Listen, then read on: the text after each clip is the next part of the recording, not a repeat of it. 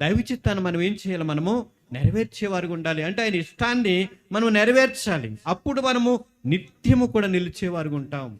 మనకు చాలా ఇష్టాలు ఉంటాయి. మందిరానికి రావాలంటే ఎన్నో పనులు ఉంటుంది.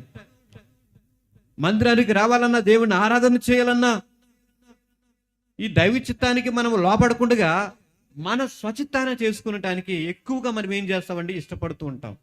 అది మనకి క్షేమము కాదు. యోనా జీవితంలో అలాగ తన స్వచిత్తాన్ని చేశాడు గనక తనకు ప్రమాదమే కాదు, ఆ ఓడలో ఉన్న వాళ్ళందరూ కూడా ప్రమాదకరంగా మార్చబడ్డాడు. కాబట్టి మన జీవితాల్లో దేవుని బిడ్డలుగా మనము దైవ చిత్తాన్ని, దేవుడికి ఏదైతే ఇష్టమో అది చేయటానికి 100కి 100% మనల్ని మనం దేవునికి ఏం చేయాలి? మనము సమర్పించుకోవాలి. నమ్మున వారు దేవుని స్తోత్రాలు చెప్పండి. హల్లెలూయా. ఏ చిత్తంలో ఉండాలి? మనము దైవ చిత్తంలో ఉండాలి, దేవుని చిత్తములో ఉండాలి. ఆయనకి